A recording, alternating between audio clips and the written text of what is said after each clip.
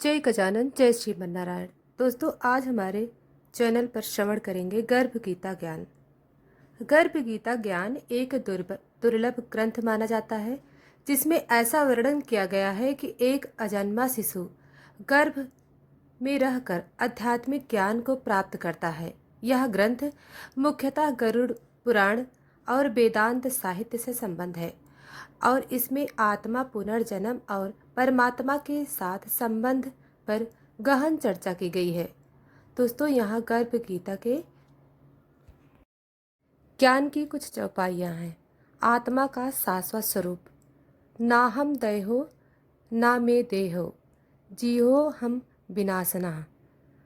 अर्थात मैं यह शरीर नहीं हूँ, ना ही यह शरीर मेरा है। मैं तो आत्मा हूँ, अविनाशी शाश्वत चैतन्य स्वरूप। गर्भ गर्भ अवस्था में शिशु यह जानता है कि उसका वास्तविक स्वरूप आत्मा है, ना कि यह अस्थायी शरीर। यह हमें सिखाता है कि आत्मा का कोई जन्म या मृत्यु नहीं होती है, केवल शरीर बदलता है। गर्भ में रहते हुए जीव अपने पिछले कर्मों को याद करता है और यह निश्चित करता है कि इस जन्म में वह भगवान की भक्ति करेगा और मोक्ष को प्राप्त करेगा। गर्भावस्था में जीव समझता है कि संसार दुखमय है और केवल ईश्वर की भक्ति ही उसे इस जन्म मरण का चक्कर से मुक्त करा सकती है। यही मानव जीवन का परम उद्देश्य है। शिशु गर्भ में भगवान से प्रार्थना करता है, हे प्रभु, मुझे इस बार आपकी माया से बचाकर अपने चरणों में लगाइए। शिशु जानता है कि बाहर की दुनिया में आते ही वह माया और मोह के जाल में फंस जाएगा, इसलिए वह अभी से ही भगवान की शरण में जाना चाहता है। जन्म होते ही वह जीव अपने ज्ञान को भूल जाता है। इसे ईश्वर की माया कहा जाता है। दोस्तों, भगवत गीता 15.15 में कहा गया है, सर्वस्य चाहम हृदय सन्निविष्टो मतः स्मृत ज्ञान मोहनम च। भगवान ही स्मृति और विस्मृति के कारण है। जन्म के बाद जीव संसार के मोह में पड़ जाता है और गर्भ में किया गया संकल्प भूल जाता है। दोस्तों, गीता में कहा गया है, शरीर क्षणिक है, आत्मा शाश्वत। शरीर 5 तत्वों पृथ्वी जल अग्नि वायु आकाश से बना है और यह समय के साथ नष्ट हो जाता है, लेकिन आत्मा नित्य शुद्ध बुद्धि और मुक्त है। गर्भ में जीव को पुनर्जन्म के कर्मों को याद होती है और वह समझता है कि संसार में जो कुछ है वह क्षण भंगुर है। यही कारण है कि वह संसार से वैराग्य की भावना रखता है। जब जीव जन्म लेता है तब माया की शक्ति इतनी प्रभावशाली होती है कि वह यह सारा ज्ञान भूल जाता है और फिर से शरीर के साथ तादात्म्य एकत्र कर लेता है। मैं यह हूँ, यह मेरा है की भावना में बंध जाता है। हम जब भी अपने आप से पूछें मैं कौन हूँ, तो शरीर नाम जाति धर्म से ऊपर उठकर देखें कि हम चेतन आत्मा हैं जो ईश्वर का अंश है। संसार में रहते हुए भी मोक्ष की दिशा में चलें। अगर गर्भ में शिशु को आत्मबोध हो सकता है तो हम भी साधना भक्ति और ज्ञान से उस बोध को फिर से प्राप्त कर सकते हैं। तो दोस्तों, आइए गर्भ गीता के पहले श्लोक से संबंधित एक प्रेरणादायक कथा को श्रवण करते हैं, जो आत्मा और शरीर के भेद को सरल रूप में समझाती है। एक समय की बात है, एक छोटे से गांव में एक ज्ञानी संत रहा करते थे। एक दिन गांव के लोग उनके पास आए और बोले, गुरुदेव, हम समझ नहीं पाते कि आप हमेशा कहते हैं तुम शरीर नहीं आत्मा हो। क्या आप कोई उदाहरण या कथा समझा सकते हो? संत मुस्कुराए और बोले, कल सुबह सभी लोग अपने अपने पुराने कपड़े पहनकर आश्रम आना। अगले दिन सब लोग फटे पुराने कपड़े पहनकर संत के पास पहुंचे। संत ने कहा, अब इन कपड़ों को उतार दो और नए कपड़े पहन लो जो यहाँ रखे हैं। लोगों ने जैसे ही पुराने कपड़े उतारे और नए पहन लिए, संत ने पूछा, क्या तुम वही व्यक्ति हो जो कल थे? लोग बोले, हाँ, हम वही हैं, बस कपड़े बदल गए हैं। संत ने शांत स्वर में कहा, बस यही अंतर शरीर और आत्मा का है। शरीर पुराने वस्त्र की तरह है, जब यह नष्ट हो जाता है तो आत्मा नया शरीर धारण कर लेती है, लेकिन आत्मा वही रहती है, न बदलती है न मरती है। लोगों की आंखों में जैसे कोई ज्योति जल उठी। अब वे समझ चुके थे कि उनकी पहचान शरीर नहीं बल्कि आत्मा है, जो अविनाशी है। तो शरीर नश्वर है, आत्मा अमर है। हम आत्मा है, शरीर नहीं। जैसे कपड़े बदलते हैं, वैसे ही आत्मा शरीर बदलती है। दोस्तों, गर्भ गीता श्लोक नंबर 2 में कहा गया है, यदा प्रसन्नो मनसि सत्वस्थो विवेकवान आत्मा नाम केवल शुद्धि पश्यतेस जनार्दना। जब मन शांत और सात्विक होता है, तब जीव विवेक से युक्त होकर अपने शुद्ध आत्म स्वरूप को देख पाता है। उस अवस्था में उसे यह बोध होता है कि मैं केवल आत्मा हूँ, शरीर नहीं। गर्भ में रहने वाला जीव अत्यंत शांत होता है। वहाँ कोई भोग, कोई विकार, कोई दिखावा नहीं होता। इसलिए वह स्वाभाविक रूप से सात्विक अवस्था में होता है। इस कारण वह आत्मा के रूप में स्वयं को देख पाता है। लेकिन जैसे ही वह जन्म लेता है, बाहरी संसार के संपर्क में आता है, उसका मन रजोगुण और तमोगुण से भर जाता है। काम, क्रोध, लोभ, मोह, जिससे आत्मज्ञान का बोध लुप्त हो जाता है। दोस्तों, आइए श्रवण करते हैं एक बहुत ही प्रेरणादायक कथा। एक राजकुमार था जो बहुत ही बुद्धिमान था, लेकिन जब उसने एक युद्ध में विजय पाई और सत्ता पाई तो वह ईश्वर वासना और क्रोध में डूब गया। समय बीतता गया और वह अपने वास्तविक स्वभाव को भूलता गया। शांत, सरल और दयालु स्वभाव जो बचपन में उसमें था, एक दिन एक संत ने उसे एक आईना भेंट किया और कहा, यह सामान्य दर्पण नहीं है। इसमें तुम्हारा चेहरा वैसा दिखेगा जैसा तुम्हारा अंतरात्मा है। राजकुमार ने देखा, उसका चेहरा कुरूप, विकृत और घिनौना था। वह चौंक गया और पूछा, यह कैसे संभव है? संत बोले, जब मन विकारों से भर जाता है तो आत्मा का तेज ठग जाता है। शांत सात्विक मन ही आत्मा का सच्चा प्रतिबिंब दिखाता है। राजकुमार ने राजपाट त्यागा नहीं, लेकिन अब वह आत्मा शुद्धि में लग गया। सेवा, साधना और ध्यान से अपने अपने मन को शुद्ध किया। फिर एक दिन उसने वही दर्पण देखा। अब उसमें उसका चेहरा शांत, दिव्य और प्रकाशमान था। दोस्तों, आत्मा को जानने के लिए मन का शांत और सात्विक होना आवश्यक है। संसार की चकाचौंध में आत्मबोध छिप जाता है। ध्यान, सेवा, भक्ति और सत्संग से मन शुद्ध होता है और आत्मा का तेज प्रकट होता है। दोस्तों, गर्भ गीता के तीसरे श्लोक में कहा गया है, मायाया छदितम ज्ञानम येन मूढ़ो न पश्यति मोहमेत तरिष्यामि प्रसादन में जनार्दन। अर्थात माया के आवरण से जीव का ज्ञान ढक जाता है, जिससे वह मूढ़ अज्ञानी हो जाता है और अपने वास्तविक स्वरूप को नहीं पहचान पाता। हे जनार्दन, आप ही कृपा करके मैं इस मोह रूपी अंधकार को पार करूं। गर्भ में जीव को आत्मज्ञान होता है, लेकिन जैसे ही वह जन्म लेता है, माया उसे घेर लेती है। वह शरीर को, मैं संबंधों को, मेरा और संसार को सत्य मानने लगता है। वह यह भी समझता है कि इस मोह को केवल भगवान की कृपा से ही प्राप्त किया जा सकता है। यही उसकी पुकार है। तो आइए सुनते हैं माया जाल से मुक्ति, प्रेरणादायक कथा। एक बार एक सुंदरी पक्षी नीले आकाश में स्वतंत्र उड़ रहा था।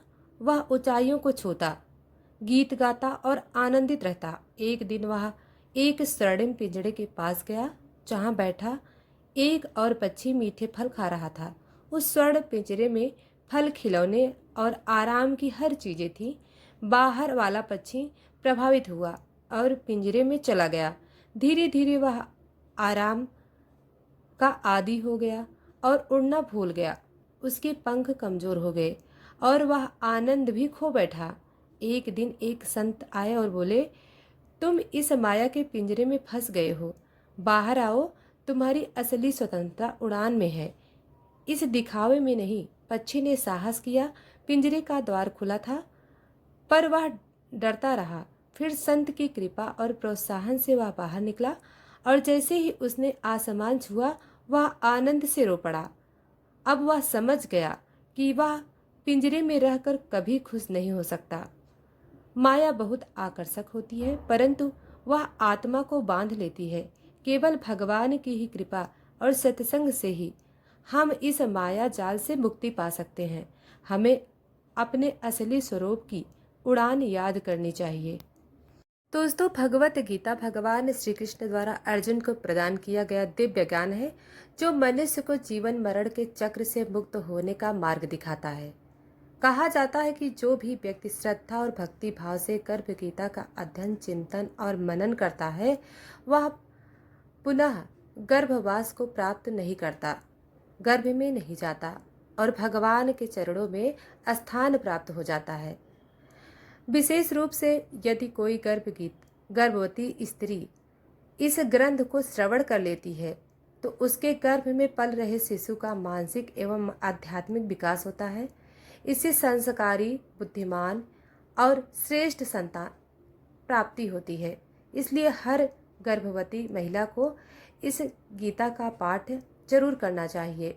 संतान उत्तम विचारों वाला और दिव्य गुणों से युक्त हो सके।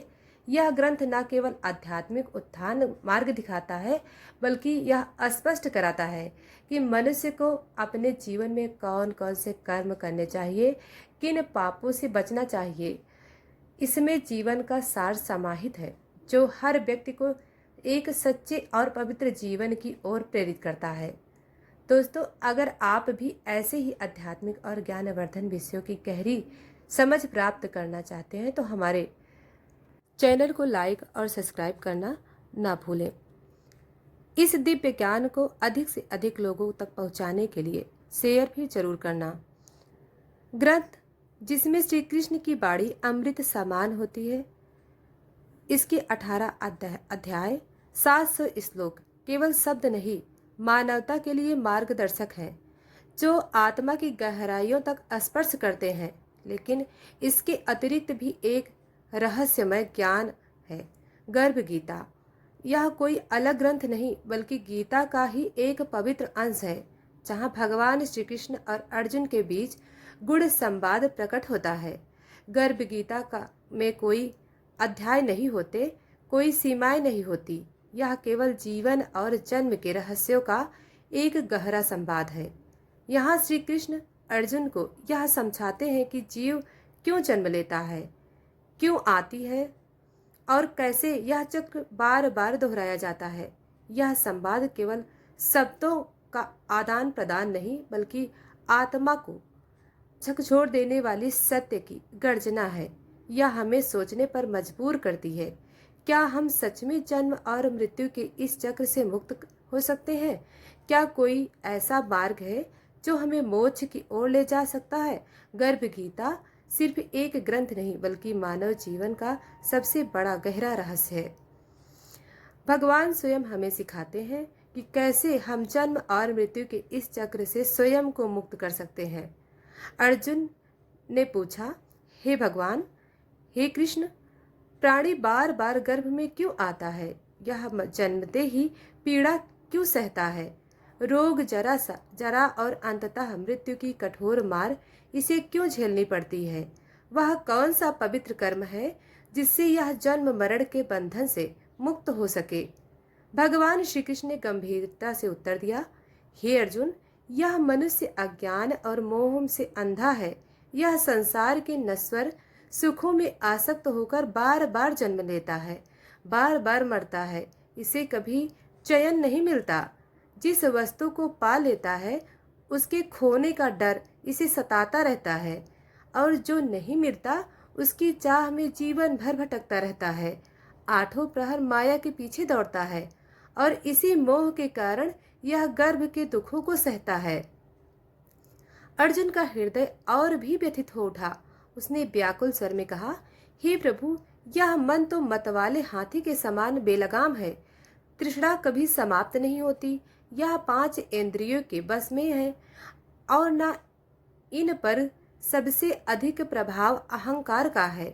यह अहंकार इतना बलवान है कि यह मनुष्य को पतन की ओर ढकेल देता है। कृपा कर बताइए इस मन को बस में कैसे किया जाए। भगवान श्री कृष्ण कहते हैं, धैर्य पूर्वक कहते हैं, अर्जुन यह मन सचमुच हाथी के समान उदंड है। इसकी तृष्णा इसे कभी स्थिर नहीं रहने देती। यह काम, क्रोध, लोभ, मोह और अहंकार के अधीन होकर अपने ही विनाश का कारण बनता है। किंतु जैसे एक मतवाले हाथी को अंकुश से नियंत्रण किया जाता है, वैसे ही इस मन रूपी हाथी को बस में करने का एकमात्र उपाय ज्ञान है। ज्ञान का अंकुश अहंकार से ग्रस्त प्राणी अहंकार मन में गिरता है, नरक के गर्त में समा जाता है। किंतु जो ज्ञान के प्रकाश को धारण करता है, वह स्वयं को बचा लेता है। भगवान श्री कृष्ण कहते हैं, बचनों अर्जुन के हृदय में एक तीव्र ज्वाला जला दी। उसकी आत्मा जैसे किसी अनजाने सत्य को पहचानने लगी। वह समझने लगा कि मनुष्य का सबसे बड़ा शत्रु स्वयं उसका अहंकार और सबसे बड़ी मुक्ति का द्वार केवल ज्ञान में है। अर्जुन व्याकुल होकर बोले, हे भगवान, हे श्री कृष्ण, कुछ लोग तुम्हारे नाम का स्मरण करते हुए वन वन भटकते हैं, कुछ वैराग्य धारण कर लेते हैं और कुछ धर्म कर्म में लीन रहते हैं। इन सब में सच्चा भक्त कौन होता है? कौन वास्तव में तुम्हारे निकट है? और वे वैष्णव कौन है जो तुम्हारे चरणों के वास्तविक अधिकारी है? भगवान श्री कृष्ण मुस्कुराए और बोले, हे अर्जुन, जो मेरे नाम के लिए संसार को मोह माया त्याग कर वन में विचरण करते हैं, वे सन्यासी हैं। लेकिन जो अपने सिर पर जटा बांधते हैं, अंग पर भस्म लगाते हैं और फिर भी अहंकार से भरे होते हैं, उनमें मैं नहीं हूँ। अहंकार ही उनके लिए सबसे बड़ा बाधा है, जिससे मेरा दर्शन उनके लिए दुर्लभ हो जाता है।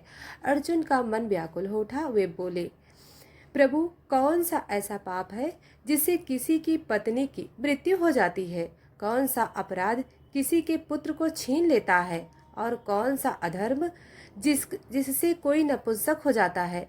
भगवान श्री कृष्ण मुस्कुराकर बोले, हे अर्जुन, जो व्यक्ति किसी से उधार लेता है और उसे लौटाने की नियत नहीं रखता, उसके इस पाप से उसकी पत्नी असमय मृत्यु को प्राप्त होती है।